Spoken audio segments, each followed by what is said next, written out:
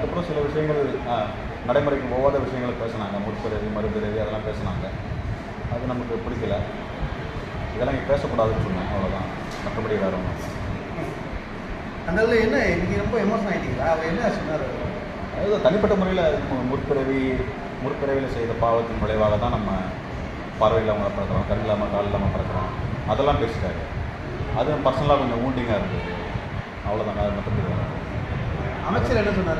பேசினாரா? அமைச்சர் நல்லா நம்ம தைரியமாக கேள்வி கேட்டுருக்கீங்க, நல்லா துணிச்சலாக பேசியிருக்கீங்கன்னு சொல்லி பாராட்டு. ஆஃபீஸர் ஸ்கூலில் என்ன சொன்னாங்க? இல்லை மற்ற டீச்சர்ஸ் தான் எல்லாம் சக ஆசிரியர் நல்லா பாராட்டினாங்க, எல்லாம் பாராட்டினாங்க. எங்களுக்கு இல்லாத தைரியம் நீங்கள் நல்லா தைரியமாக கேட்டீங்கன்னு சொன்னாங்க.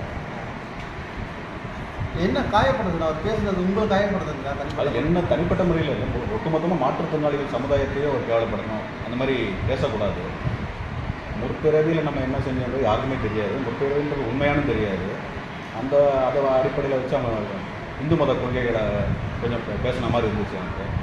இதை வந்து சமத்துவம் இருக்கிற இடம், இது பள்ளிக்கூடன்றது சமத்துவமான இடம். இதில் வந்து நம்ம ஒரு குறிப்பிட்ட மதம் சார்ந்து பேசுகிறத நான் அனுமதிக்க முடியாதுன்னு சொன்னேன். அதான் அவர் பதிலுக்கு என்ன உங்கள் பேர் என்ன, நீங்கள் என்னுடைய மதத்தை தெரிஞ்சுக்கிறதுக்கு என்னோட சாதியை தெரிஞ்சுக்கிறதுக்கு முற்பட்டார். அதை நான் கடைசி வரையும் வெளிப்படுத்தலை. நீங்கள் அந்த வீடியோவில் பார்த்தா உங்களுக்கே தெரியும். எப்போ நடந்தது இது நடந்து ஒரு வாரம் இருக்கும். அதிகாரிகள் விசாரணை பண்ணிகிட்டு இருக்காங்க. இதை பற்றி நான் அதுவும் மேற்கொண்டு பேச முடியாது.